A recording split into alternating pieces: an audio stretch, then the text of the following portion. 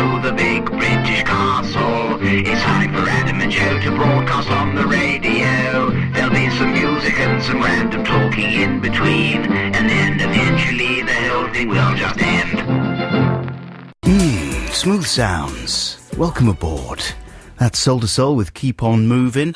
In the late 80s, Jazzy B from Soul to Soul was like a kind of community police officer, wasn't he? Yes. He was very much trying to keep things moving. He would stand on the corner of the street, keep on moving, don't stop.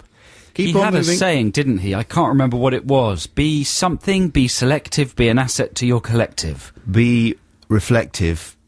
But that's just cycling safety. Well, that was part of it. That was for Really? the cycling proficiency gang. Be a detective. He'd make a good Jimmy Savile for the noughties. Yes. Don't you think? Absolutely. In a big chair with some gold chains. Yeah, that's a nice idea. Because he's Thanks. got a distinctive look. And we could easily build him a distinctive chair. Exactly, and he could do fun runs. Yeah. He could devote his life to raising money for charities. He was always keen on making people's dreams come true anyway. Exactly. So he's already halfway there. Yeah. All he It's a needs to good do, little plan for what are him. the missing pieces of the Savile puzzle? Well, a strange relationship with your mum, a bit of taking people into the basement, tying them up, slapping them about a bit, allegedly, according to Louis Theroux's documentary. I think Savile himself admits that at some stage. Exactly. He has no shame about that. He's proud of it. The early days as a Yeah. bouncer. And that's pretty much it, I think. Right. The only other thing that's involved is for Jazzy B to actually do it. Yes. I mean, he's got to, though, because there's a yawning chasm on television for that kind of figure, isn't there? Yes. Let's go no further. Hi, my name's Adam Buxton. Hey, my name's Joe Cornish. And together, we are Adam and Joe. And that's... And we're Moida. And we're murder. When we met, it was murder. So we're going to be here until 12 o'clock. It's a busy show today. It's a very busy show. We've got to unveil some new Song Wars songs. We went to the cinema, both of us independently this week, and we went to see Baz Luhrmann's Australia, and we've written songs about that. We are going to be talking to my dad a bit later on, who spent some time with Coolio a few years ago. So he's going to be giving us the inside track on Coolio. That's a true thing. I'm not just, like, making that up. This is good, man. This is like a what's coming up package. Well, we've actually got things in the good. show It's this really week, so good. I thought I'm we'd impressed. tease them. We've actually thought of a Textination more than 5 minutes before we actually launch it this week. So all that is to look forward to, as well as more great music. Right now, here's the Noisettes with Wild Young Hearts. The Noisettes with Wild Young Hearts. This is Adam and Joe here on Six Music. You're going for noisettes, are you? Noisettes, yes. That would make them sound nutty. Well, exactly. I like to imagine them as a tasty box of chockies with crispy praline centres. Noisette was always my least favourite of the chocks. Oh, I love them. Did you? You see, we'd work well with a box of chocks. I mean, there wouldn't you- be any fighting, no scrapping. I never realised until recently that you are such a choco expert. I do like the chocks. You love the chocks. Yes. That's interesting, isn't it? I listened to the podcast from last week. It sounded like I was on Mogadon. Yeah, you were a little bit sluggish. Because the thing is that I'd made the mistake of driving up from East Anglia that morning, so I had to get up at 5 o'clock. I'm never going to do that again. I got my sleep last night. I'm feeling spry, crisp, and Well done, dry. good. Thanks very much. You don't leave any residue on the paper towel. No, that's absolutely true. Yeah. Just a bit of... Or less, a little bit less. tiny bit less. Than a leading brand. Yeah, thank you very much indeed. So coming up pretty soon, we're unveiling the new Song Wars. I'm not going to say too much about mine. Are you happy, not happy? Can you say that much? I don't really know. I'm beyond emotions like that. Are you really? Emotions. Yeah. But it's exciting stuff. Yeah, we'll do that just after the news, shall we? Yeah. Can I tell you, listeners, while we're catching up at the beginning of the show here, if you were listening last week, we were talking about the wattle. We were asking you to think of other ideas for rebranding existing objects, the way that the wattle seems to have done with plastic bottles. The wattle was something my wife got for Christmas, and it's just a plastic bottle that's called the wattle. But it leaked all over my wife's Did it? bag this week. Yeah. No, really? Yeah. That's terrible. So not only is it not in any way more special than a normal bottle, even though it claims to be something different, it's just worse. Where was it leaking from? The top of it. The lid. Yeah, it's got a sort of fancily designed lid, that actually works less well than a regular lid would. That's terrible. Yeah, so it just leaked everywhere. We should contact the manufacturers of the wattle. You should. See Right. what they say. yeah, 'Cause that's a waste of water. Not only is that environmentally disingenuous to try and save water by to try and save the manufacture of water bottles by manufacturing more water bottles, to then leak precious water exactly. into handbags. You know, that's what the water companies are getting in trouble for. That's right. I don't think it was that much water. Still, every little counts. Yeah, that's absolutely true. And it's a disgrace. And now the wattle is in the bin. Really? Yes. In the binnel? In the non-recyclable bin pile. That's terrible. It's a shame, isn't it? That is a massive shame. So I'm sorry to bum you out, listeners, by giving you that slightly tragic, environmentally depressing story this early in the show. But I can tell you from here on in, it's all going to be uphill. Now, Joe, is this your free choice? Yeah, this is my free choice. This is an exciting new band from Basildon in Essex. And it's formed by, you know that band Depeche Mode? Oh, yes. The guy that writes the songs for them has left. Uh-huh. And he's got together with a woman called Alison Moyet. And Depeche Mode, they've got the kind of throwback early 80s sound. They have, yeah, exactly. It's very contemporary right now. This is a band called Yazoo. This is their new single. It's called Don't Go. That's the Hold Steady with Stay Positive. This is Adam and Joe here on BBC Six Music. It's freezing outside. It's literally freezing. And it's grey. And you're well advised to stay indoors as long as you possibly can. And listen to this. All right? Okay. Listen, listeners, we're going to do a bit of Stephen news now. Yeah, we haven't done any Stephen news for a No, while. we decided to knock it on the head for a few weeks because we thought it was getting out of control. When we say out of control, we mean that... what do we mean by that? Well, you had it when you were shopping and you were in a grump and a couple of people did it to you and you didn't give them a just coming back. I got confused. I didn't know how to respond. Right. I wasn't in a grump. I was just confused, thinking about other things. No, it's fair enough. You were having a stressful time and you had things to do and... I think the thing is that we don't really want to be seen to be encouraging it. Right. Because if there are people that don't listen to the show and they hear a Stephen shout out, they might just become annoyed. It could just become annoying. How could you become annoyed by someone shouting, Stephen? Because it's a quiet moment in a gig or something. Oh, I see. And you might have, heard about it. Oh, God. Right. It's that thing again. Well, no, we're not encouraging irresponsible Stevenage. We never asked anybody to do this thing in the first place, right? Absolutely. So, but anyway, we're going to read out some of the best Stephen stories we've had in the last few weeks. Just to remind people, this is a way you can contact other fans of the show in a public place. If you're a listener to the show, you shout out, Stephen! And then anybody else in the collective area would reply, just coming! Then you know they listen to this programme. Are we going to explain the origins of it? No, if you want to find out where the whole Stephen thing came from, you can put in Adam and Joe, Stephen, P-H-E-N, onto YouTube and you'll find a little clip that explains it there, I think. I don't think I've read any of these before, but these are the three best ones we've had in over the last few weeks. The first one, the name of the person who sent it has fallen off the bottom of the printout. Mm-hmm. Ben will dig it up, but here it is for the moment anonymously. Dear Adam and Joe, I thought I'd share my story of joy with you. For New Year's Eve, me and my friend decided to go to the Astoria, where Noah and the Whale happened to be playing. I took it upon myself to make the night just that little bit more special by shouting, Stephen! As you do in a desperate bid to mingle with fellow listeners. My friend and I agreed that if no one replied to my call, she would herself reply, thus eliminating any embarrassment that may surface. I prepared myself as the noise levels were rather high and performed a perfect Stephen! There was a slight pause, and suddenly a glorious thing happened. A group of guys that were standing next to us replied, just coming! As well as a girl who turned around majestically and chimed in, just coming! Possibly not like that. We pointed in unison at one another, like an Invasion of the Body Snatchers. Right. I added that as well. And inevitably, for the rest of the night, we formed a beautiful friendship. Hey. That's nice, isn't it? That's wonderful. Maybe romance could blossom. And maybe there would be marriage. And a baby called Stephen! Even if it was a girl. Here's another one from Joe Claxton in Woodford Green. Hi, Adam and Joe. And this is good because this is a prospective Stephen. Mm-hmm. He's telling us about a forthcoming call. Ooh, exciting. I'm going to see Blade Runner, the final cut, at the BFI IMAX on the coming Monday, brackets early showing. We assume that's the one on the South Bank in London. Yeah. There are many other IMAXs. This is worth reading out alone. Thanks, Joe. But I have more wonders to impart. I will be shouting Stephen at this wondrous cinematic event, and I'll let you know how it goes. At which point will he shout Stephen, I wonder? Well, there's no knowing. But it's possible that some people might actually go to that screening in order to reply. It's unlikely, but it could just happen. Will you? No. Oh. That's quite exciting, though, isn't it, that he would tell us that he's going to do that? What's his name again?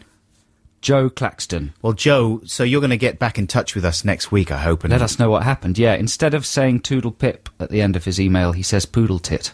That's nice. Nice little sign-off there, Joe. You've got it all sort of spoonerism going on. And finally, this is from Lorraine, Mark, Josh and Katie. Hi there, just after Christmas, and this is a good one. Mm-hmm. All right? Just after Christmas, my hubby and I spent a few days with friends in New York. It was a 40th birthday treat for myself and my pal.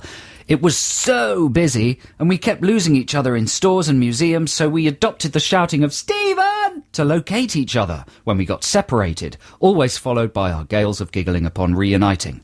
We did it at JFK Airport and the Empire State Building queue, but in the American Natural History Museum Planetarium, we got a response. Whoa. I shouted, Stephen!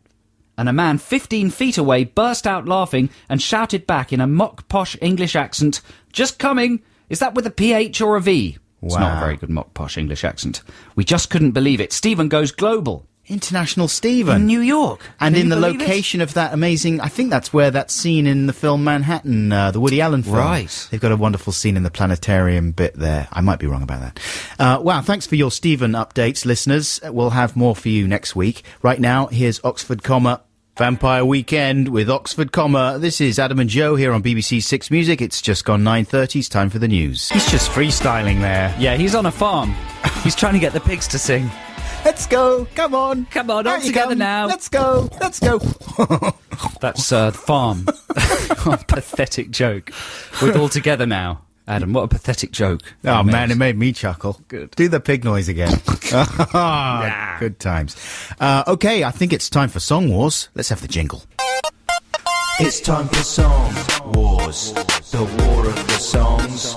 A couple of tunes by a couple of prongs. Which will you vote for? Which one is the best? We're putting our songs to the listener test, so check it out. Yes, listeners, Song Wars is the part of the show where Adam and I pick a theme, then during the week we've been at home with our respective computers making songs. And we're going to play them and ask you to judge which you think is the best. And this week, the theme is Baz Luhrmann's film Australia. I'm not sure how we ended up with that last week. It was a bit of a last-minute scrabble for a subject, and we committed maybe before we'd thought it through. Was that little noise there? There's a tiny galleon in my mouth. A tummy noise. And it's it a was, pirate battle. It was creaking. And it was just listing on the seas. The seas have becalmed in my mouth. And it was the timbers were creaking. Crikey O'Reilly. There's a lot going on in there. You've got a solid wood stomach. Yeah, Is that true? No, the stomach is a normal stomach, but there's an ocean with a galleon there. It's like Pinocchio. Really? A little bit. So we digress. Australia... I mean, it's a good idea, though, isn't it? Because it's a big, epic film. We were considering doing songs without having seen the film, right? Yeah, but in the end, I we went both to see it. Yeah, well, I did too. It wasn't a good tactic for making Song Wars easy, though, was it? Really? No. Because, one had to sit through the film. Well, the trip to the cinema to see Australia, like a round trip, That's an afternoon's commitment going to the cinema, 5 hours or something out of By the your time life. you've got there, got back, seen the adverts. Half a day it is, watched the basically. film. Yeah. And had some therapy. Go home and write about it. So in the end, it took me 2.5 days to do this. Really? Yeah. How about you? How long did your song take? Well, probably two afternoons, right. And then the seeing of the film. Yeah. Which makes 3 afternoons. Yeah. Which makes a day and a half.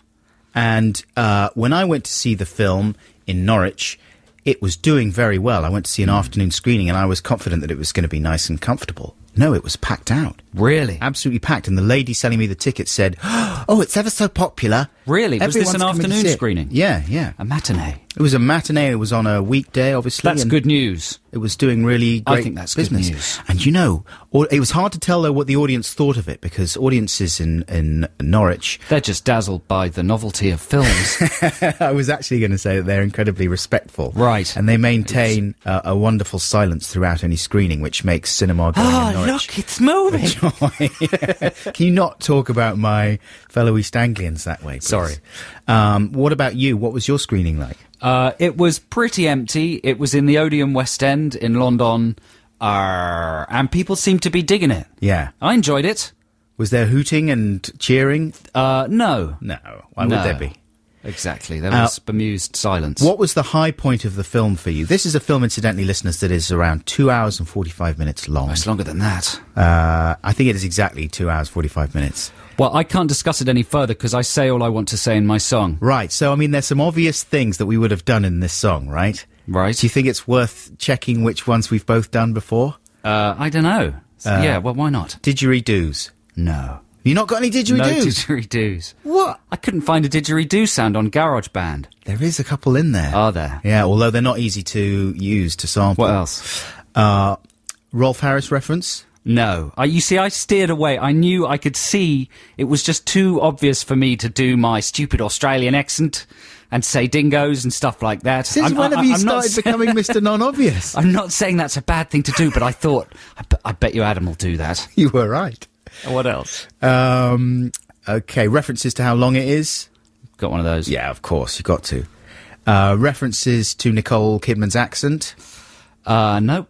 Oh, really? You've gone really non-obvious. Well, mine's a fairly straightforward song. Okay, well, let's flip a coin and find out. Here's who's a gonna coin. go I've got a first. coin. Oh, you got one. Okay. Stick on. I've done it. What do you call? Okay, I call Tails to go first. Oh, wait, it's Tails. Ooh, So right. you better go first. All right, well, without further ado, here's my song about Australia. Would you like to hear a story?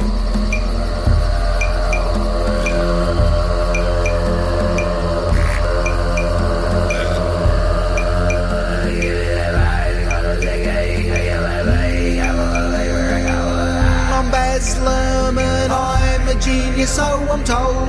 My films will really blow your mind, especially if you're 6 years old. My latest is an epic lump that's called Australia. It cost a lot of wonder and I hope it's not a failure. It's all about a kind of magic Aboriginal girly boy and Nicole Kidman's British accent, which is such a joy. And it's got Wolverine, who look at his lovely manly chest, but don't expect a whole lot more, or you are gonna get a bit depressed. Oh, it's spectacular, we use computer technicals. Look at all the ships and planes, look, it is a load of bulls. It's very long, so you'll need a pillow and a snack. You will be starving by the time the flipping Japanese attack.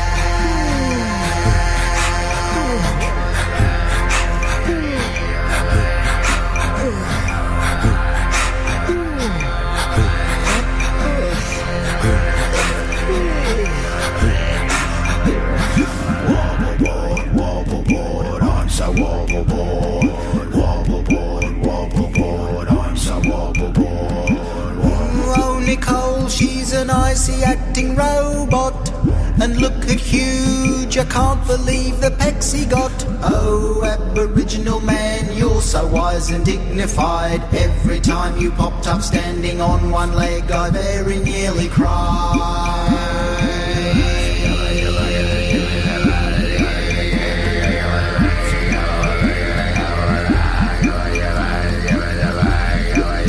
And then it sort of fades out.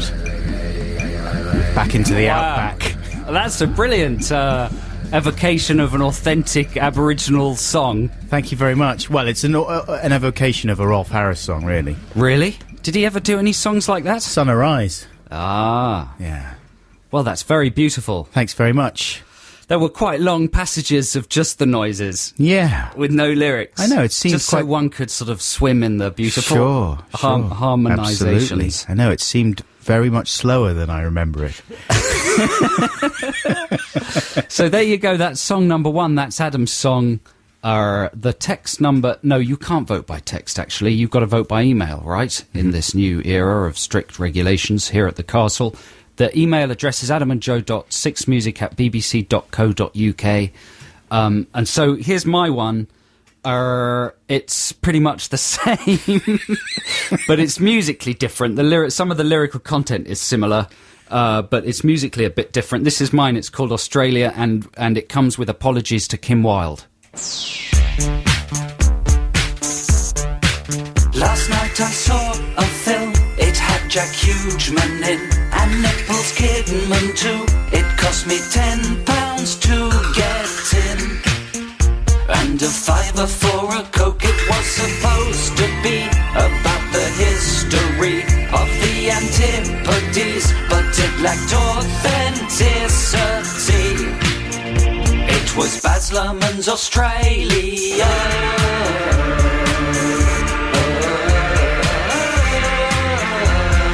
Baz Luhrmann's Australia. An uptight English wife comes to reclaim her farm, but finds her husband dead and falls in love with Hugh Jackman. When she sees him take his shirt off, evil rancher played by that man from Cocktail tries to destroy her herd. He wants to make her business fail. It's Baz Luhrmann's Australia.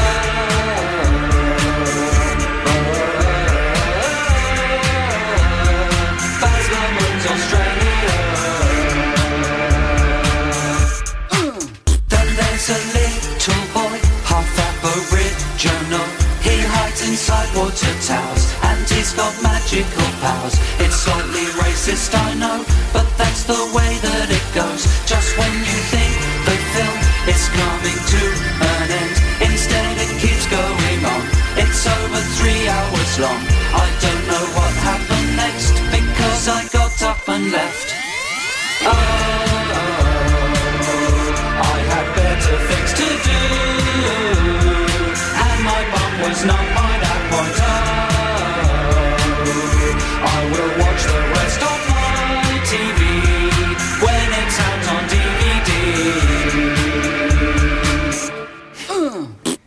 Did you really get up and leave? Yes. Oh, at what point? When the bombs started falling, when it started turning into Pearl Harbor. When the Japanese arrived. Yeah. Oh, you missed all the I was just amazing fidgety. stuff. Sure. And you know, I like to do that with films these days. I like to watch, especially when they're long, watch a bit, and then I save up a bit for the DVD. Yeah. So it's extra motivation. Well, and then that- I pay extra, you see. Yeah. Bought the DVD and the cinema ticket. I'm really supporting the industry. Well, good for you. My total I'll probably get Australia on Blu-ray in the end. So my total expenditure on the film, It's around about 50 quid. £11 for the ticket. Yeah. Yeah, £20 for the Blu-ray. Toffees. Toffees, about £40 I've Yeah. put into Luhrmann's pocket. Easily. His little kangaroo. He should write you a Pocket. personal thank you letter. He should. Dear Joe, thank you so much for going to see my lump. I was really excited that you saw it. Don't worry about walking out before the end. You didn't miss much. They're all fine. My lump? Yes, the film. The big lump of film My big film lump. that I did on the floor. Thanks very much. So, adamandjoe.6music@bbc.co.uk is the email address for your votes. Vote either Adam or Joe, and you can continue voting all week. If you're listening again, you can still vote. So, yeah, please do. Real music time now. Here's Ida Maria with Oh My God. Flipping heck, Tucker. Ida Maria with Oh My God. Oh my God. I mean, she sounds like hard work, though, doesn't she? You wouldn't want to get around, would you? No, she's fun-loving. Is she? Yeah, she might smash a bottle over your head for a laugh, Yeah. but you'd have to just roll with that punch. I just think she would be very easy to wind up. I mean, if she's like that, what is it? It's not even 10 o'clock in the morning and she's at that pitch already. Was that coming live from her kitchen? I was live, yeah. Really? Yeah. Wow, that's frightening. She was playing that with all her kitchen implements. Yeah. Pots and pans. She's been up all night. She's all Really? strung out. Amazing. I mean, What do you mean? I don't know exactly what I mean. So listen, this week I was at the petrol station. Have you ever been to one of those? Yeah. You need them to keep your cars going, right? Yeah. And I was distracted by something. I was filling up my car and I looked down and I realised I'd been filling it up with the wrong stuff, right? was supposed to be diesel. I was Oh, no, filling it up that's with terrible. unleaded.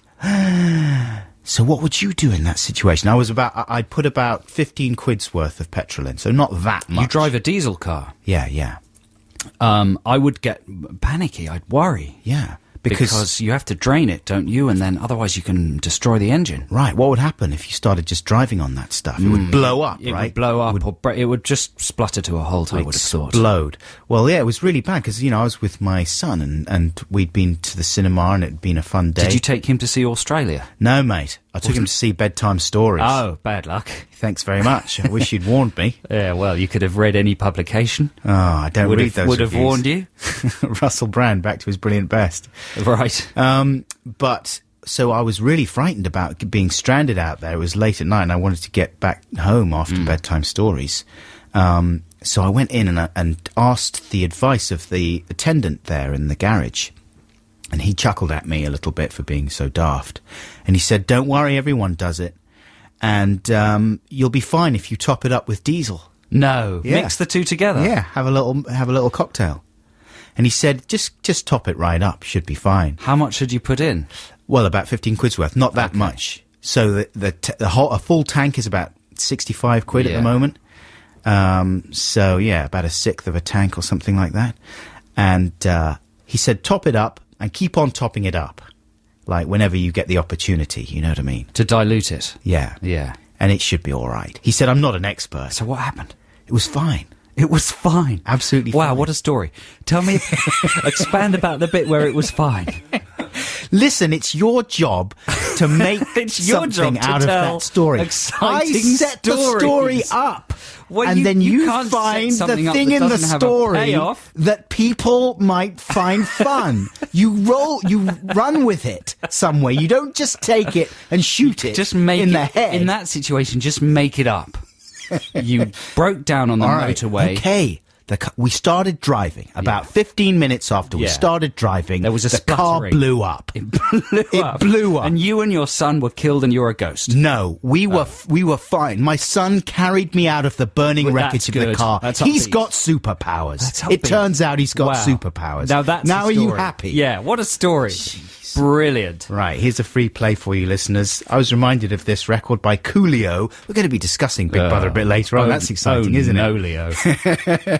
Coolio mentioned this song the other day, and I was going to play some Coolio, in fact, but it's too sweary, all his stuff. Some of it's just quite good, though, isn't it? Yeah, he's good. He's more than a one-hit wonder that people sort of describe him as in that show. His album, It He's Takes got a two Thief, hits. is really good.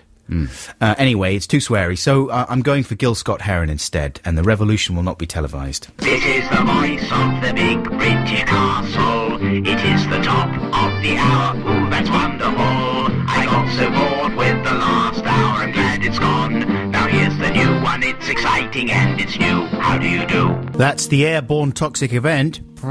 That's the fall. That's how. What does that mean, the farty noise? That's the airborne toxic event. Okay. There's an email here from Amy, who was listening to the show again via Listen Again. She said she thought we might be interested to know that Airborne Toxic Event is a quote from the novel White Noise by Don DeLillo. Oh, right. Is that the novel that inspired the film White Noise with Michael Keaton? Probably, yes, the novelisation of that film. But airborne toxic event surely is a piece of government terror jargon. Yeah, I think so. But it's one of her Amy's favourite books. And she'd be happy. What? Hang on. I think you'd both enjoy it if you felt inclined to give it a read. We can't read. No, you Amy, see. we don't read. We You've can only forgotten. read magagazines because we get tired. Have you got a After book on the couple go of at the pages. moment? No. I've got too much writing to do. Right. I can't read anything, so I'm just on the mags. Yeah. Yeah. What's your favourite mag? I'm midway through a book called The Fortean Times Ah, and midway through another book called Word Magazine. right. And also working on a book called Edge Magazine. Very nice. Hey, listen, we've got another email here, listeners, from a listener called Ollie Blake. He says, hello, can I come on your show, please? Don't want to say anything, just want to be there and feel the magic swirling around the studio. Whoosh. Thanks, Ollie Blake. P.S. I love you. So, Ollie, if you're listening, we would like to invite you to the studio. You can't say anything. If you come, you're not allowed to speak. But if you'd like to, I'm not even sure we'll pay your transport costs or anything. But if you arrive at the studio, we will let you in. And we would love to have you standing in the studio for the duration of the show. As long as you have the identification to prove that you're Ollie Blake. That you're Ollie Blake, yeah. And you, but you mustn't say anything. You're not allowed to speak at all or make any noise. No. Listeners will know you're here because they'll be able to see you on the webcam. Uh-huh. And we might allow you to pull faces on the webcam.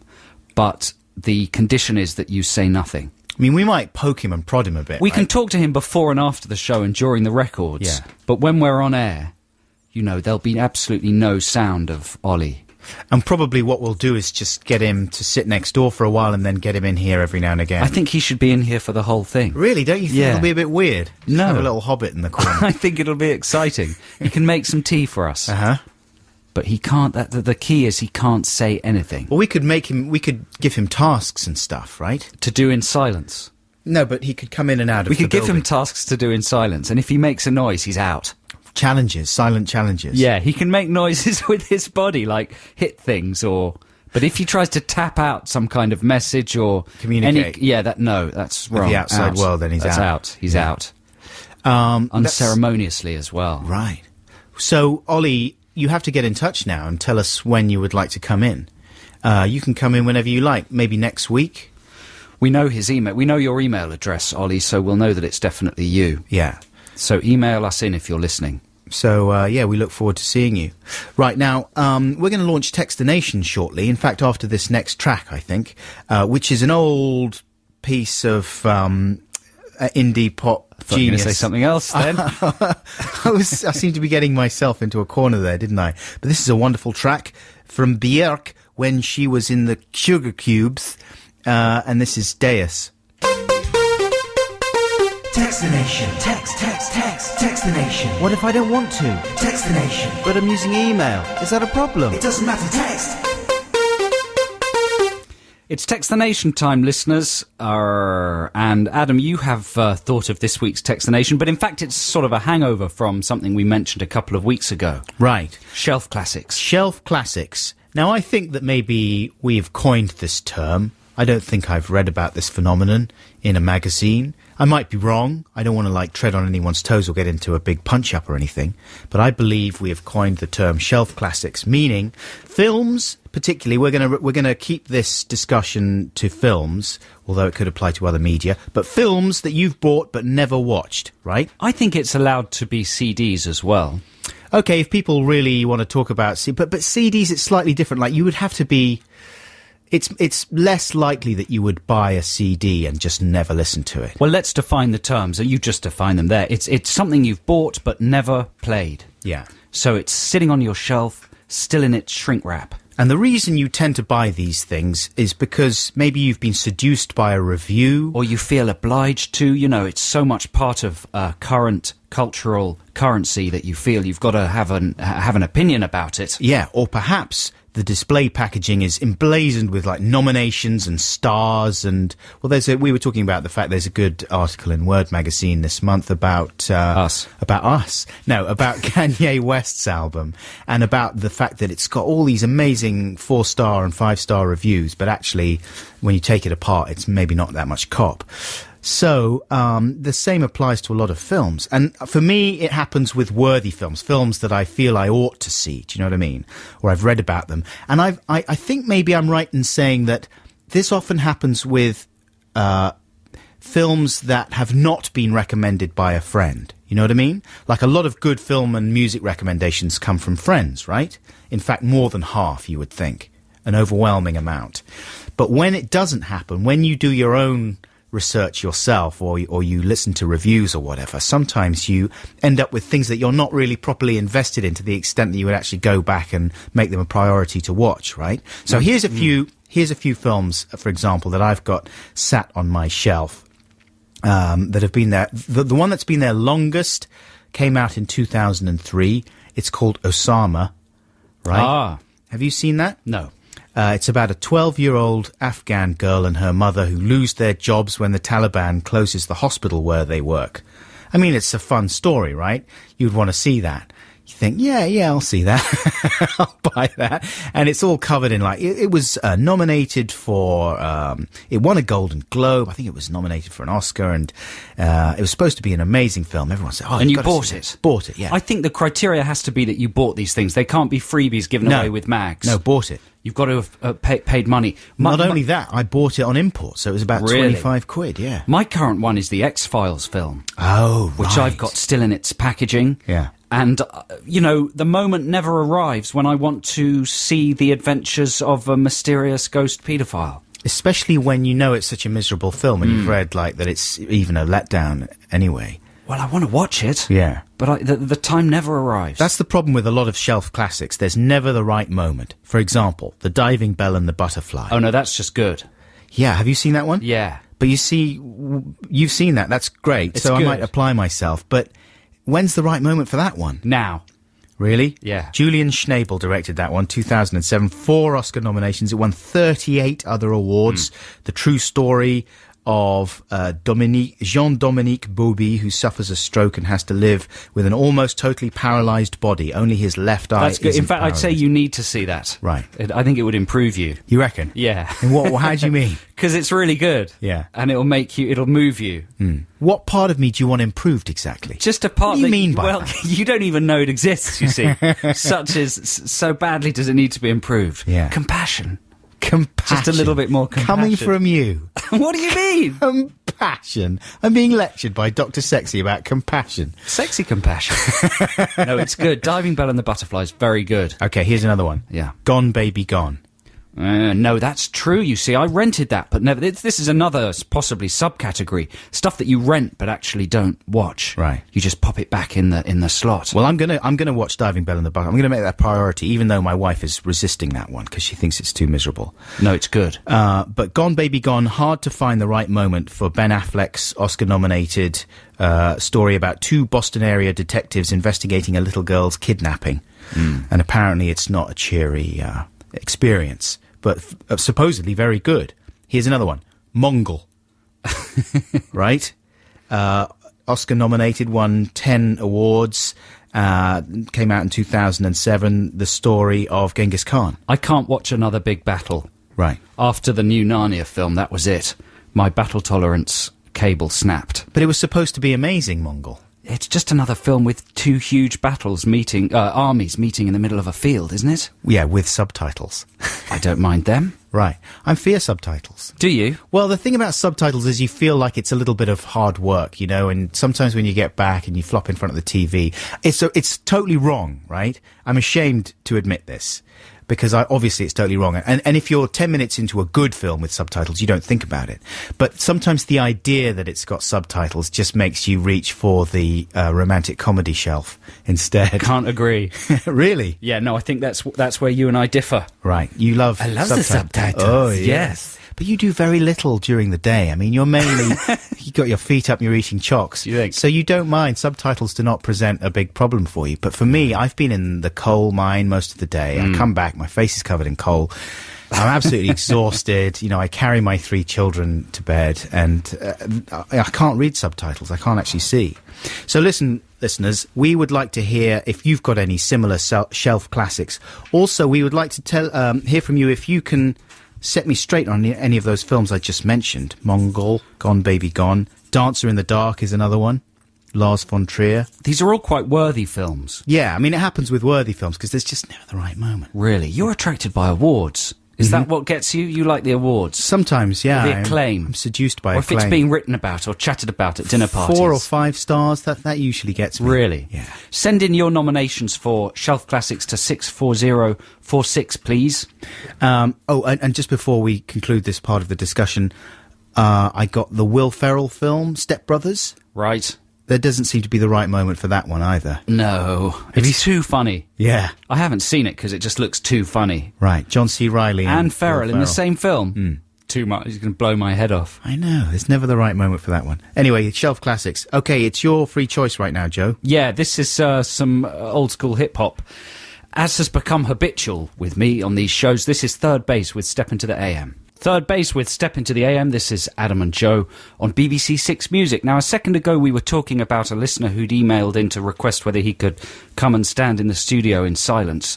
And Ollie, his name is, and we said he could do that. And it's kind of provoked an avalanche of other people wanting to come and stand in the studio, and some people being very cruel about Ollie. What's their problem with Ollie? Well, they don't know anything about him, but I think they're jealous. Right. And they're saying that, he just sounds like a bit of a loser. Ollie the Wally. That no one said. You said that. I'm just saying that would be You're one way to building go. up a bad... It's like a sense of antipathy towards Ollie. Yeah. He's going to be in here next week. Ollie. Is that... Do you really want to set that kind of mood between you and him? No. I think he's lovely. Obviously, I think come he's in. lovely. I'm only joking, Ollie. Can't wait to meet you. The point of me saying this is be nice to Ollie, and, Ollie got in there first. Yeah. Can't just jump on the Ollie bandwagon. So what if he's a Wally? You are digging yourself such a big hole. When Ollie comes in and he's a big You reckon? thug, he'll wallop you. He's never going to wallop me. Someone correctly pointed out that I look like one of the new gladiators. Which gladiator was it? Goliath. I look exactly like Goliath. Right. Shh. You were going to say something unkind, weren't you? No. You're going to say like a fat old Goliath. Yeah, you'd be troll. That would be your gladiator. You'd be under a bridge. You'd have to get over the bridge. Troll. Okay, I'll accept that mantle. Now, how much Big Brother have you been watching? Well, you know what? A frightening amount. Right, I thought you were anti-Big Brother. I am, but I don't know. There's just absolutely nothing else on apart true. from Misery, isn't there? Yeah, it's so absolutely, carefully timed. Even it was QI on BBC One and Big Brother on Channel 4 last night, and I kept gravitating over to Big Brother. I'm sorry. Yeah. But the intellectual effort required to watch QI was too much for me. It got I you, had did to it? flick back. Yeah. Johnny subtitles. The one thing that's annoying me about Big Brother is he keeps saying most of the housemates are in the kitchen, and it's obvious they're in the kitchen. Although the other one I heard the other day was, some of the housemates are in the house. No, he Yeah. didn't say that. I think it was meant ironically, but he did. It was, But is it some some- of the housemates? It must be some kind of a joke, because if you edited those bits out of Big Brother, you would lose probably about 6 minutes of airtime. He does seem to be slowing it a lot. He's slowing it down and he's stating the obvious to a ridiculous extent. They could just caption it, kitchen. If you didn't know, I mean, there's a shot of a sink or a bed, so you know instantly anyway. You could just put the word up and you'd save loads of screen time. Coolio is smoking a cigarette. They're getting slack, man. They've got to tighten that show up. Yeah. Who's I your reckon. favourite person in the show right now? Oh, I like... weirdly, I quite warmed to Pinder.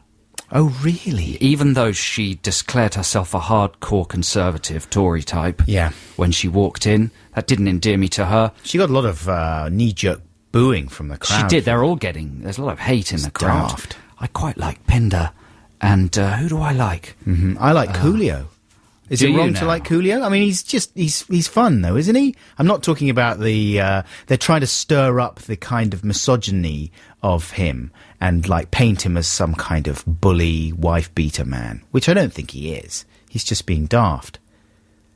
What are you doing? Thinking about it. It's so fascinating. Coolio. What is my opinion on Coolio? What should I say? Well, you know who did spend a lot of time with Coolio? Was us. Right? Yeah, we filmed with Coolio. Isn't that exciting? We're talking about it as if Coolio is now famous again and his career has taken off again, which isn't really the case. In fact, going on Big Brother may, and I'm purely speculating, be an indication of the fact that his career's in the toilet. Well, he doesn't reckon so. Anyway, we spent some time with him. We spent a day or a couple of days with him in Los Angeles a few years ago when we were filming for our TV show that we used to do on Channel 4. And we got my dad to come along with us. And so basically we were filming my dad hanging out with Coolio. So I thought after the news we might give my dad a call and get some first-hand reminiscences Wow. from someone who hung out with Coolio. How amazing would that be? How amazing. It's a good idea, man, and I'm looking forward to it. But I point out that if you want to know what it's like to hang out with Coolio, then you can hang out with Coolio 24 hours a day on E4. Yeah, but he's putting on a show, though, isn't he? He's That's playing true. a game. It's That's not true. the real That's Coolio. true. And we really got under his skin. I think we really definitely Your did. dad did.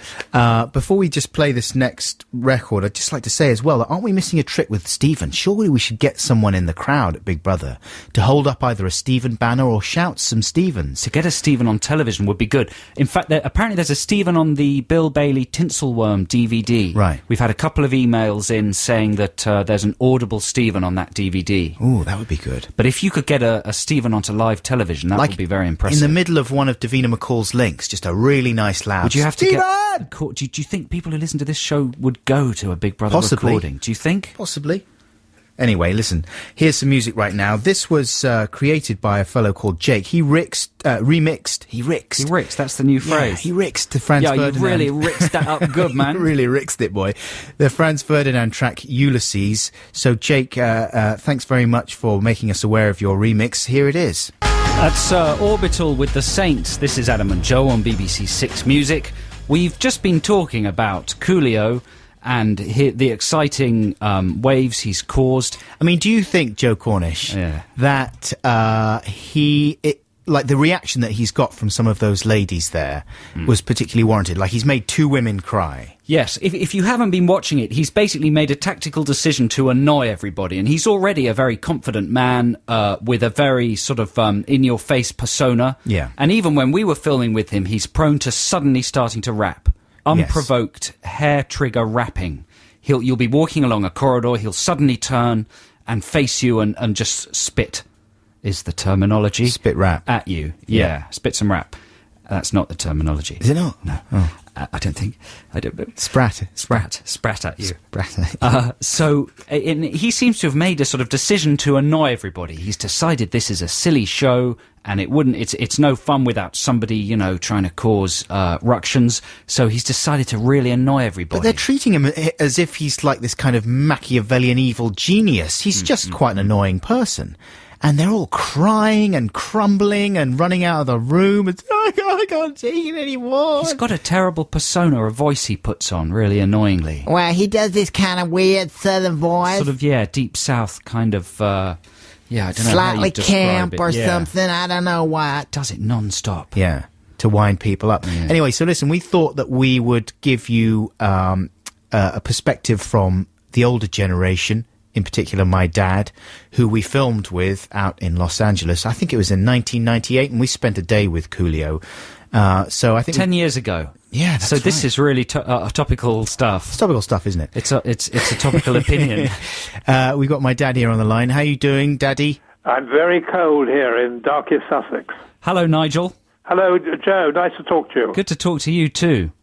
Now, Hi. do you remember, have you got a good memory of what it was like shooting with Coolio all those years ago? I've got a very vivid memory, yes. What were your impressions of him? Because at the moment, he's kind of a baddie as far as most TV watchers I remember him as very kindly. He could easily have been forgiven for treating me, if I dare say it on the BBC, like a boring old fart.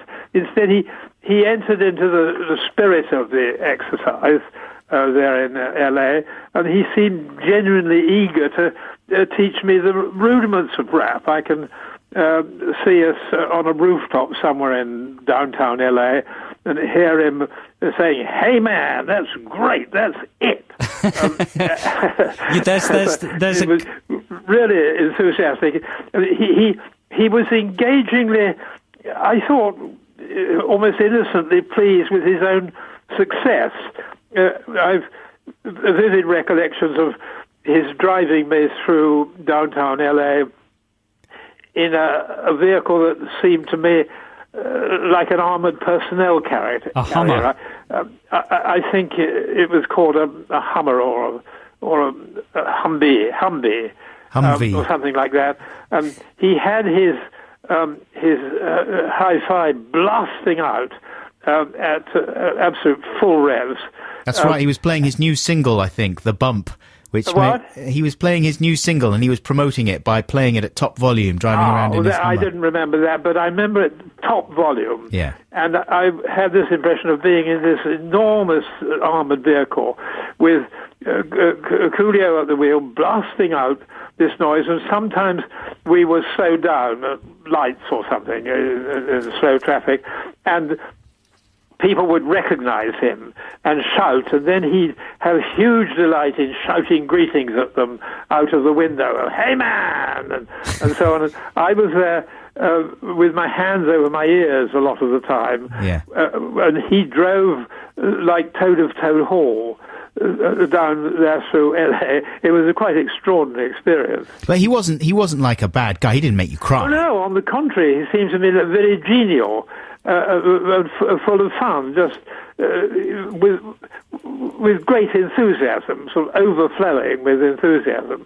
A week after we filmed with him, or a couple of weeks after we filmed with him, he was pulled over in that Hummer and arrested for possession of a weapon and some drugs. I wasn't aware that we were armed as well as armoured. We were, I think. No, I didn't see that side of him. But then almost anything could happen in LA, so I wouldn't be all that surprised. So I take it that you have not been watching Celebrity Big Brother at the moment. It's one of the programs I've denied myself, really. It's your New Year's resolution. David Attenborough and Natural World or something. It's not entirely my scene. What are you watching on TV apart from David Attenborough? Well, I watch. There've been some interesting Second World War movies which I watch. I watch history and archaeological programs when I can, but there's a terrible chap who presents them called Tony Robinson or something. He's a national treasure. He's not terrible. He's Baldrick. He what? He's a very, very much loved person. Well, he's not much loved by me because the material he has very often is very good, but his delivery and presentation is appalling. Listen, let's keep this on topic though with Big Brother. Do you know who Davina McCall is, Nigel? Doesn't she do something about property? No, she doesn't. What does she do? You're thinking of the other sort of black-haired lady presenter, Kirsty. I can't avoid her sometimes in trailers and things they do. She's very strident, young woman, isn't she? Yes, very assertive, very strident. She looks like a sort of beautiful hawk. Did you say hawk? Yes, I did. Well, I'm fond of wildlife, but I don't think I'm fond of Davina McCall, if she's the lady I think she is. And just before we say goodbye, I presume you're very excited about the new series of Skins and all the trails. They're all coming out of the new season's what? Skins. Skin. Yeah, they've got a whole new cast. And in the trailer, they're setting off fireworks in a pub. There's a big fight in a pub. I think you've lost me. Skin. That's something to do with deep diving, isn't it? Don't worry. Geez, well, watch out for it. Watch out for Skins. It's a new series on E4. Hey, thanks for talking to us, Nigel. Thanks for interrupting your Saturday morning for us. Very nice to talk to you. Much appreciated. And stay warm. Yes. That's difficult to do, but I'll do my best. Cheerio. Thanks, Daddy. Bye. Bye. Here's some more music for you, listeners. Here's Sam Sparrow with Black and Gold. That's Loudon Wainwright the Third. Loudon Wainwright the Third. Is that so very hard to say? With a father and a son there? I don't know. Ben, just our producer, stuck that in there, I think, because I was talking to my dad there. Do you think, I'm very nearly 40. Is it too old to be calling my dad Daddy? No, it's never too old to call your dad Daddy and your mum Mummy. You reckon? Yeah. We've discussed this before on our show, maybe not while we've been at the BBC. But we both proudly still call our parents Mummy and Daddy. It's hard to get out of the habit. But if we're in public, we'll switch to Mum and Dad. Yeah. Pops. Even though we're now in public. That's true, isn't it? It's like I made a slight mistake. Poppy. Have we got any Textination stuff? Yes, we do. Shall we have a little short jingle, Ben? Yeah. Quickly. Oh, he's hot off the mark. There we go. Textination. Text. Textination. What if I don't want to? Textination. It doesn't matter. Text. Now, the slight problem with this Textination subject, and it's a really good subject. What do you mean? I don't mean to be What do you mean by disparaging. that? Well, it could, if mishandled, just become people mentioning films and other people going, oh, that's really good, you should watch it, or that's really bad, don't bother. Which would be good in and of itself. I think that would be an exciting way to fill 3 hours of of waffle time. It's not 3 hours, is it? It's a section of the waffle time. A couple of segments of waffle time. But there are a couple of emails that take it to new, extra exciting levels. For instance, the length of time that your shelf classic has been on the shelf. And the idea, just to remind you listeners, is for Text the Nation, we're asking you what films or CDs have been sitting on your shelf in their wrap, in their cellophane, unwatched for the sort of the longest amount of time. So here's a couple of straightforward ones. This is one from John Innes.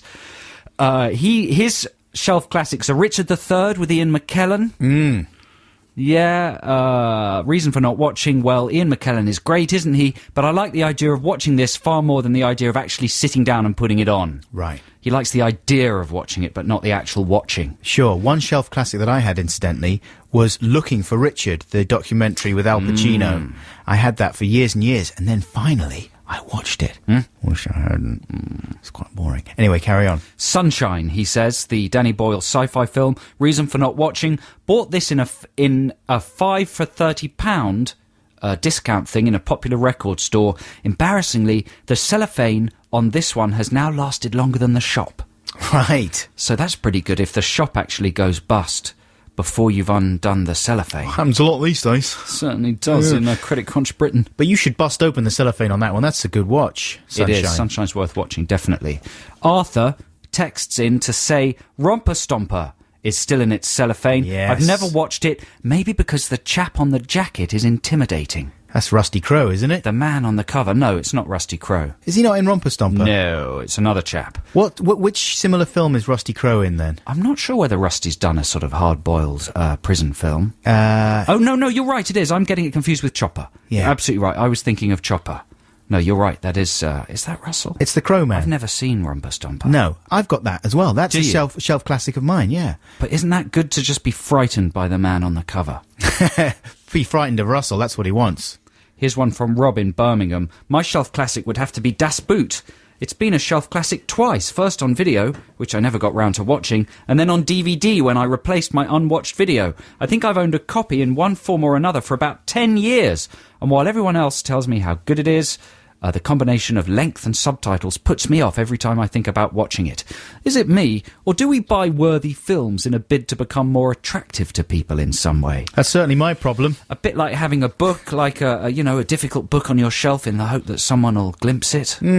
Certainly, it's nice to have these things in amongst all the rubbish that one tends to consume, all the romantic comedies that my you and wife your romantic comes back comedies. Craig Thomas from Hertfordshire says, I've had Requiem for a Dream on the shelf for possibly 4 years. I heard it was quite good, and it was quite possibly going cheap. It doesn't seem to be the kind of film that I could sit down and watch with my wife, so I was waiting for a time by myself. But then someone told me it was quite disturbing, and I've been put off it since. I'm scared, says Craig Thomas. Well, you know, Craig, one way into that film is to just watch the commentary by Darren Aronofsky, because Darren Aronofsky provides quite a self-congratulatory piece of monologue on there for that film, which is worth seeing. I mean, it's got a lot going on in it, doesn't it? Many people rate it very, very highly. It's one of Edgar Wright's favourite films, I think, isn't it? He likes it, yeah. But it certainly is gruelling. Unless you're in the mood for a lot of gruel, I wouldn't worry about that one. Katie texts in to say, Hi Adam and Joe, I bought Our Man in Havana 5 years ago after going to Cuba, thinking it looked sophisticated and clever and worthy, but it's still in its wrapping. Have you ever seen that one? 5 years. That's 5 years on the shelf. 5 years is not bad. That's not bad. She says, can I please borrow the diving bell and the butterfly after you? Okay. But listen, I mean, Our Man in Havana must be it can't be very long. That's an old film, isn't it? There was a remake, I think. Oh, right. But it can't be over an hour and a half. And that's a great book as well. That's got to be worth watching. I mean, you're not going to be put through extreme torture. I don't know nothing about it. Yeah. Come on then, Mr. Emails. There's one more from Claire in Dalston. She says, when I was at university, my flatmate dragged me to the midnight opening of HMV so that he could be one of the first people in the country to own Titanic on VHS. Ooh. What a night. I had no interest in Titanic, but did revel in the idea of shopping for films at midnight. I decided to buy the box set of Jesus of Nazareth, the TV series with Robert Powell and his amazing blue eyes. I still haven't watched it. It's still on the shelf after almost 10 years. Wow, that's got to be pretty good. If we were giving out prizes we'd have to give you a prize for that one. Well, we're supposed to be giving out prizes for Text the Nation. Are we? Yeah, we offer people the reward of having their message put on the digital text scroll. Oh, yes. Do you not that's right. remember that? Yes. How are we going to deal with that, though? Because people need to... What are we going to do? Like, email her back and ask for her message? Or do people send their message in with their text? How about... It's overly complicated, we could though. put... congratulations, Jesus of Nazareth. 10 great years on the shelf.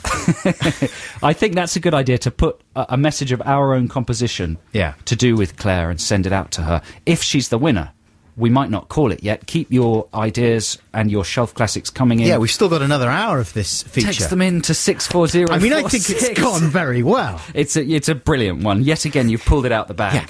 Yeah, because Much better than my two suggestions. Yeah, well, Text the Nation. They were rubbish, or whatever they were. We might do them next week, but they were pointless. No one would have got in touch with your suggestions. Do you think? As it's going with mine, this is one of the best Text the Nations we've done. It's brilliant. Shelf Classics. I mean, everyone wants to chat about it. What do you mean you've never seen a man? You know, you just sat there when they mentioned Our Man in Havana. You just didn't even want to speculate. I'm confused about it. I know the book. I don't know. You're anything so bitter because we didn't go for your idea for Text the Nation. You just want to sabotage my I think my idea was better. strand. Well, we can do it next week, but It it was won't go wicked. well. It won't go well.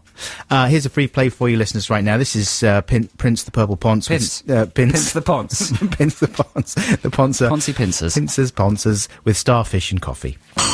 What's that song about? Apart from Starfish and Coffee. Well, I wish you'd asked me that before we started playing it. I would I have sprung it listened on to you it. there. Is it? I mean, it seems like maybe it's a school thing. Is it reminiscences of? It's a love story, definitely, isn't it? Yeah. About an idiosyncratic girl. Cynthia, it's like she's drawing things on her lunchbox and stuff. Yeah, she's just a quirky student. She's quirky. Anyway, that was Prince with Starfish and Coffee. So I was thinking maybe I should tell people what my ideas for Text the Nation were, because then, if they might have some ideas, they might text some stuff in. No, not text it, but email in during the week, and then might give us something to go on next week. Or do you think it'll just confuse the issue? Dunno. Might confuse the issue. Do you think I should? Yeah, because if you do that and people start texting in, then you're going to be all pleased with yourself and you're going to start wanting to read them out. And you'll trample all over my Text the Nation idea. Or it'll Shelf just Classics. be like a little anecdote. No. Shelf Classics is what we're going with this week. And it's working Right. absolutely fine. People I are had an idea. excited and want to chat about it. Do they? And they're happy to hear lists of films being read out. And if you got behind it a tiny bit more, I think it you're would just turn into one of the frightened best that the Text the second Nations I unveil we've ever my had idea, on the programme, and you're you ruining it You're threatened. by mentioning. You shouldn't even mention other ideas. Even I haven't even broached what the ideas are. Well, but don't. even so, just the very idea that I have an idea frightens you so much. Why would you even mention it though? When it's going so well, when Shelf Classics is going so well. Intimidated by the power of my brain. Yeah, but if you were using your brain power so called You're not the one to get that has behind to Shelf filter Classics through the tedious lists of boring films. Oh, well, that now people you've have- insulted every single person who's got that behind one of the my best Text the mum has Nation sent ideas. in. I wasn't insulting everyone. I was talking about my Right. mum. She sent it in, and I would never insult my mum. Well, I So must you're- say, you've certainly you're- soured the atmosphere. I've sussed you. You've done like a big idea guff all over. I didn't even Text the mention the Nation. idea. You went into a rage. As in, what an embarrassing link. All right, listen. You tell us your ideas. Well, I can't tell you the ideas now that there's been such a fuss. Oh no! Why not? Oh no! The I'd like to hear atmosphere's too them. charged. No, I'd like to hear It's them. not fair to No, I'd really like introduce to an hear them. idea in this distorted atmosphere that you've created with your furious ranting. Not confident about the idea, eh? I'm very confident about Obviously the idea. not that You'll see confident. next week. It's going to be the best Text the Nation ever. Not that confident. I'm going to about now the select the idea. most boring texts and read them out and drive the show into the ground. All right, This is then. going to be the worst 40 minutes or 50 minutes of broadcasting in the history of the BBC. What, another one? Okay, here's some music for you, folks. Van Shee. What do we know about Van Shee? Is it on my... It's all on the sheet, isn't it? You should read the sheet. Van Shee, they're from Sydney. You know what? I was thinking I that thought we it was should... going to be Van Morrison in drag. Nah. It's a nice idea, though. I was thinking that we should do some kind of Australian flavoured thing, seeing as we've got our Australian Song Wars. We've been doing nothing but Australian flavoured things. Really? For the last 6 months. All right, well, here's a bit more. This is Vanshee. They're from Sydney, and the record company described them as a new band from Sydney. That's exciting. They're fresh on ideas, fresher than Flavor Flav, fresh like Coriander, and fresher than the Fresh Prince. This is their record company. What a job having to write that kind of stuff. It's a really thankless task being the person that writes the press release for the new bands, don't you think? Fresher than Coriander. No, fresh like Coriander. I mean, that's not something that you would think of as...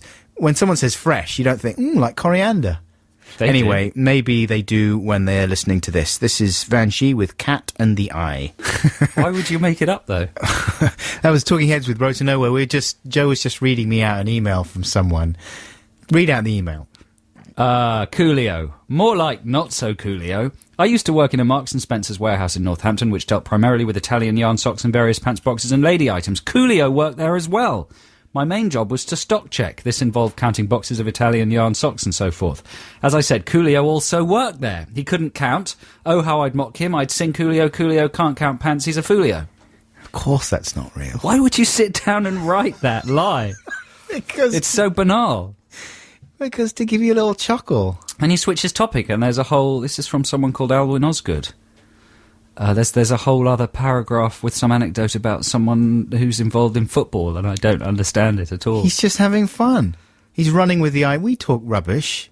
He's talking a bit of rubbish Fair as enough, well. that's a fair point. Have you seen on television, right, the teaching advert, where the boy comes into the classroom and he makes some finger gestures, Yeah, I taunting have. the teacher, who incidentally appears to be maybe a year older than the child that's coming in, and the child is kind of this teenage boy is kind of taunting the teacher, sort of going, 2-1 or whatever, I don't know, maybe referring to some sports event, and the teacher goes, "All right, sit down." And then it says, "Teaching, you can earn up to 35k a year," or whatever it is, and the banter's not bad either. I think the banter... I think it's nice. It shows that teachers can be friends with their pupils, Right. And it can be a nice, friendly environment. I would say that is bad banter, though.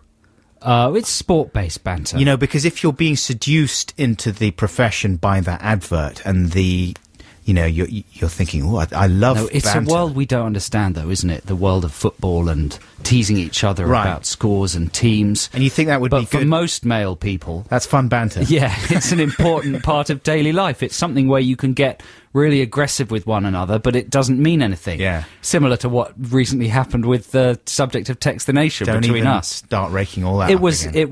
It seemed vitriolic and full of bad humour, but actually it was just playful joshing. It's just fun banter. There's a way for us to do our nude man wrestling. Right. Get a job as a radio presenter. Up to 35k a year, and the banter's not bad either. That kind of thing. That kind of thing. You see, I would be worried, though, if I got into teaching because of that ad. I'd be worried if you got into teaching. Full stop. But I probably could, if that ad's anything to go by. I mean, that teacher doesn't look inspirational, does he? He looks about 17. He looks chummy. He looks like the lead singer of Franz Ferdinand. And or, he's having his coffee there. no, the Kaiser Chiefs. He's got his haircut is even more daft than the student that's coming in. That's all right. All right, sit down. You see, now you are starting to sound like your dad. What's he going to be teaching? You'll be that complaining guy? about how young policemen look next. Right, welcome to Franz Ferdinand Studies, everyone. They do study that. Good football game at the weekend, by the way, boys. All right, stop it. All right, we'll have some more banter later. Okay, Franz Ferdinand. Right, second album, a little bit disappointing. Third album's got some great new synth sounds and some retro synth sounds. Percy, can you tell me? Is that what kids are called these? Percy, yes. Percy, can you tell me what kind of synths Franz are using on the new album? A Moog. That's right. It's pronounced Moog, incidentally. Okay, Moog. Janine, what kind of new directions are Franz going in with this new album? I don't know, I'm on smack. All right, great banter. That's it for the class for Franz class today. All See you kids are on guys smack tomorrow. these days, you see. That's the kind of thing that's going to happen in his classroom, I would think. Have you finished? You see, that's not supportive. Can I read some Eggcorns? Go on then. Here are some good... Have we got time, or shall we do this in the next link? It's always time. Ben, always time. Okay, here are some good Eggcorns. Hi, Adam and Joe. Hope I got the email right, despite Adam trying to confuse me. A quick Eggcorn that I heard twice from different people on New Year's Day. I can't wait to see what this year has got installed for me. That's a good one.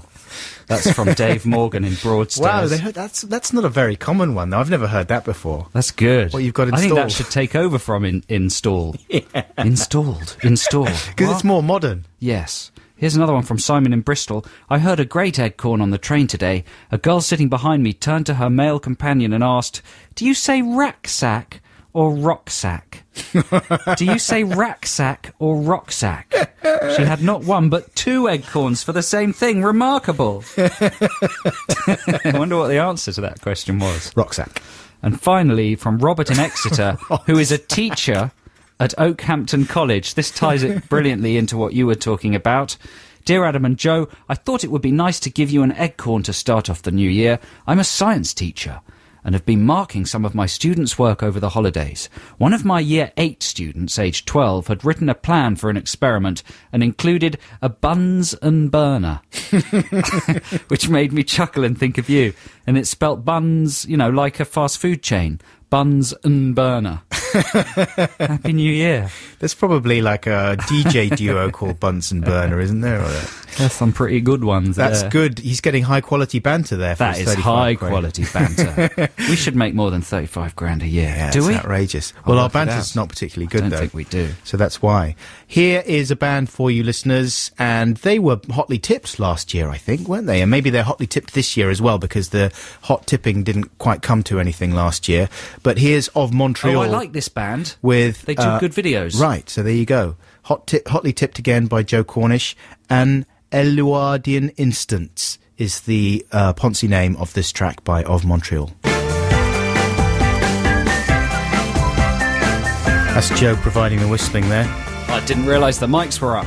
I like that band. That's very I'm good, going to isn't it? investigate them. They're called Of Montreal, and that was called... it's gone away from the screen. What was it called? An Eluardian Instance. It's their new single. It's out on the 2nd of February. And confusingly, they're not from Montreal. They're from Athens, Georgia, home of many great bands, of course. And that's from their 9th studio album. 9th. They've been around for ages. Which is called, pleasingly, Skeletal Lamping. That's a good name. It's a good name. And it's released in, that was released in October 2008, so that's in the shops now. The album was released in different formats, Joe, including a conventional CD. Oof, that's very conventional.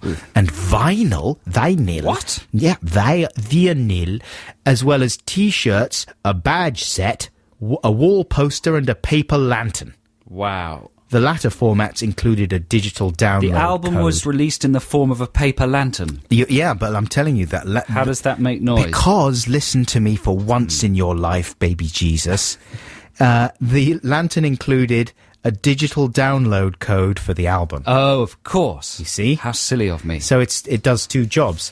I mean, you could have that for anything, couldn't you? You could just have pants, you just have... with a code on it. Yeah. It's a much better idea for record shops. Right. They could just become sort of tat shops. But everything with the digital download. With a little code on there. That would be wizard. Maybe that's the future for Zavvi. I'm afraid there old- is no future for Poor old Zavvi. Zavvi. Hey, listen, do you like it when people send you internet links to funny things?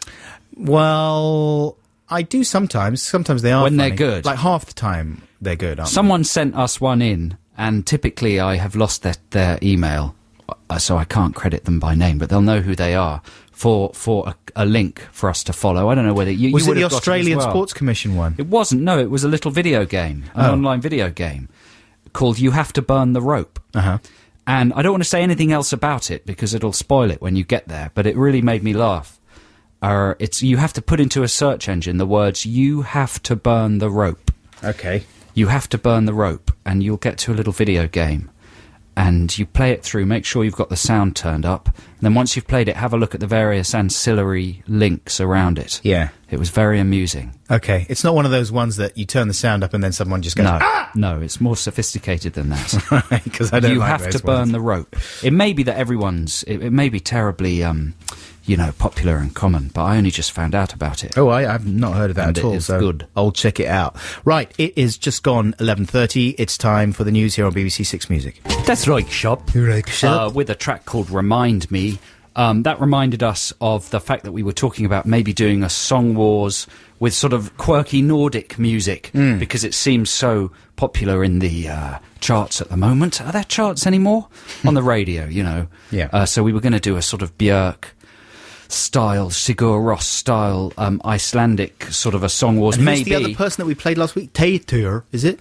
Teitur. And somebody emailed in, a lovely lady, saying she was a model from Iceland. As usual, I haven't got the email to hand, but saying she would be prepared as an Icelandic lady to judge the Song Wars, and that she was a popular model now living in London, and she had a link to her website, and lo and behold, she is a very beautiful She's a real model. Nordic model. Well, you know, we're used to getting one or two exaggerations and fibberoonies via emails, so we were thinking maybe, would that be wrong for her qualifications to, you know, for the fact that she's a beautiful model to sort of... Would it be sleazy, you mean? Would it be sleazy for that to, you know, make us invite her into Song Wars? Yes, it would. Yes, it would. Yes, it would. But would that in itself be wrong?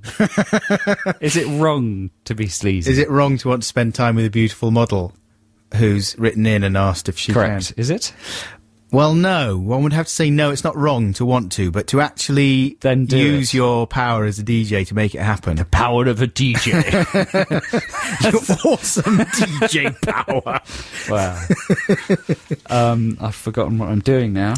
So we'll have to discuss that. I mean, I would imagine that now we've put it in that context, it would be breaking all kinds of guidelines Yes. to get her in, wouldn't it? Well, I don't know. Let's find out. She's very beautiful. Hey, listen, it's time to recap Song Wars, so let's have a jingle. Quickly, Ben! Oh, God. He's thinking about models.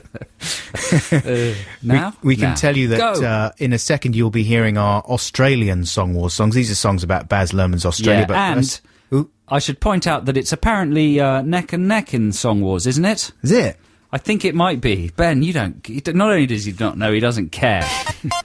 It's time for Song Wars, the war of the songs. A couple of tunes by a couple of prongs, so check it out. Yes, it's songs themed on Baz Luhrmann's extraordinary new film, Australia, which is in cinemas now. We both went and saw it, and we wrote songs that have some disturbingly similar elements. The main one of which is this sound, which appears in both songs, and you know might be a reflection on the film. I weirdly enjoyed it though.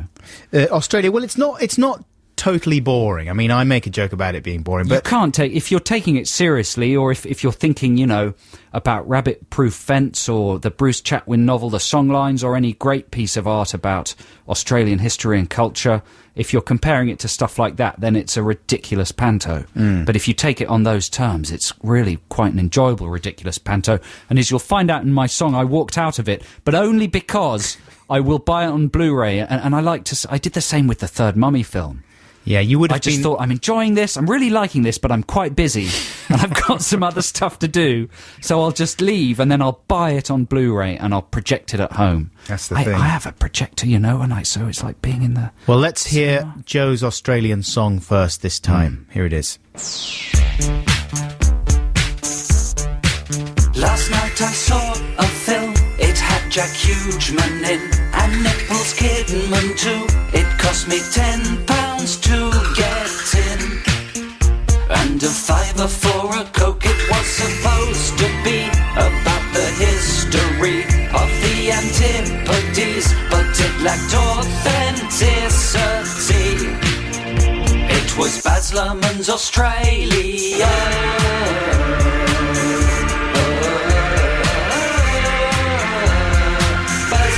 Australia. An uptight English wife comes to reclaim her farm, but finds her husband dead and falls in love with Hugh Jackman. When she sees him take his shirt off, evil rancher played by that man from Cocktail tries to destroy her herd. He wants to make her business fail. It's Baz Luhrmann's Australia.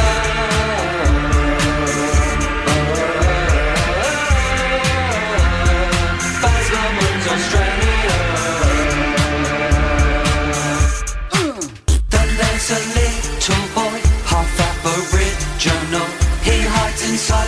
towers, and he's got magical powers. It's slightly racist, I know, but that's the way that it goes. Just when you think the film is coming to an end, instead it keeps going on.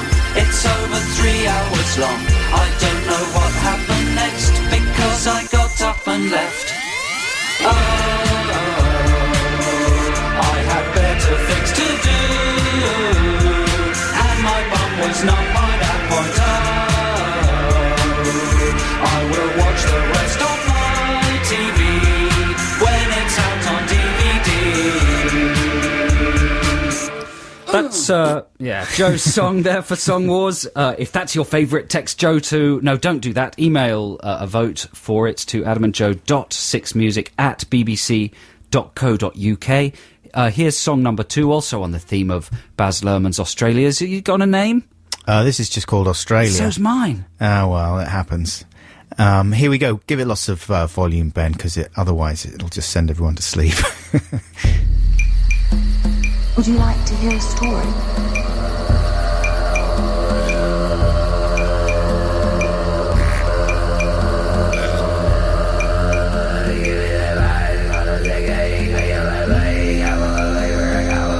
I'm Baz Luhrmann, I'm a genius, so I'm told. My films will really blow your mind, especially if you're 6 years old. My latest is an epic lump that's called Australia. It cost a lot of wonder and I hope it's not a failure. It's all about a kind of magic Aboriginal girly boy, and Nicole Kidman's British accent, which is such a joy.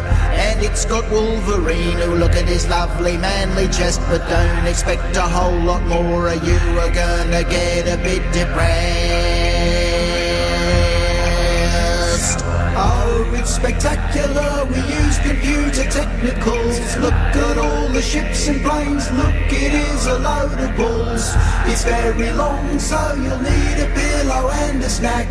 You will be starving by the time the flipping Japanese attack.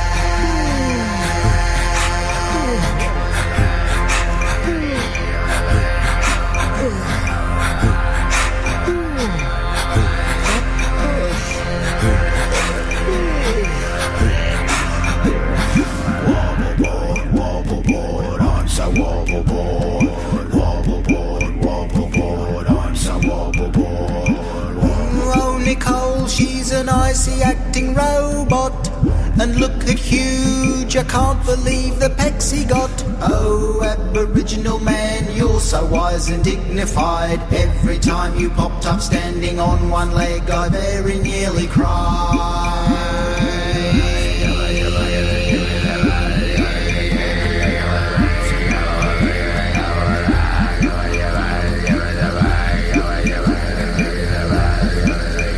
There you go, that's Adam's Australia song there. Which, it sounds not finished. I mean, I really need to beautiful. Beef it up a little bit. I might sounds go as back. if it was... you can't go back. Oh, in case it wins. Yeah. Can't go. I might go back and beef it up, but I might beef it up anyway just for my own personal satisfaction. You know, speaking of beefing things up, you had a reference to the moment where Hugh Jackman removes his shirt in the film, and it is quite an extraordinary moment. In a film that's more or less free from real emotion of any kind, I would say. Like, I found it very hard to care one way or another about Kid Monster or the little beautiful child with the big eyes, Nuala.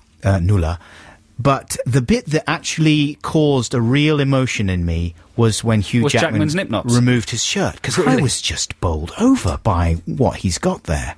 He's got an amazing torso. So it, raised a few important questions in my mind. About your sexual preferences. About my preferences. Really. In fact, he's on the cover of Empire magazine. Maybe last month's Empire? I'm not sure. There was a picture from his new Wolverine movie.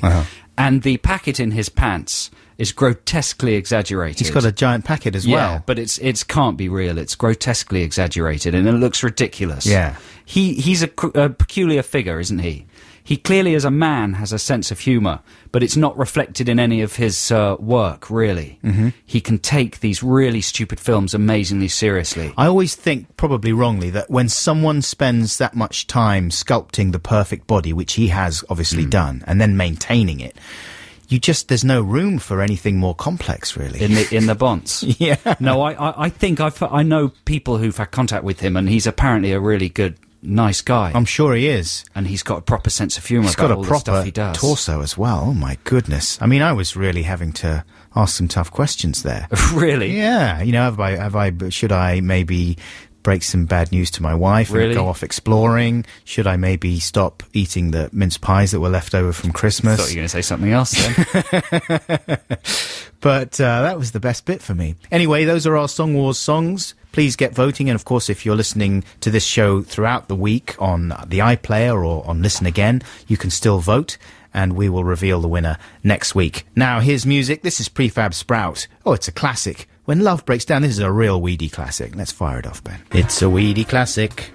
That's Prefab Sprout with When Love Breaks Down. That's one of about 15 versions of that song that they released at various points. They were never afraid of going back and retooling their tracks there. No. The Sprouts.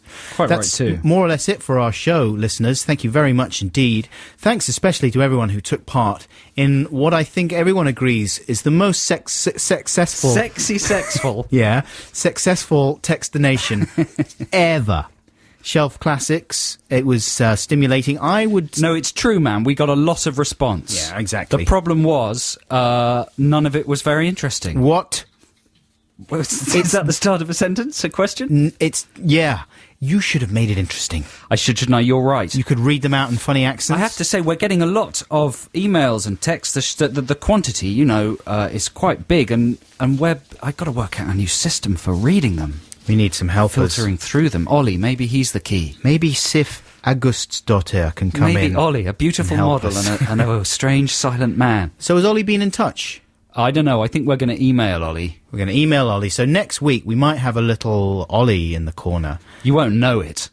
You certainly won't hear him, but you might be able to see him on the webcam. That's right. But no, he will not be allowed to speak. Or make any noise. Well, he could make a noise, though. But not if he's tapping or trying to communicate. No. But if we slapped him, for example. Yeah.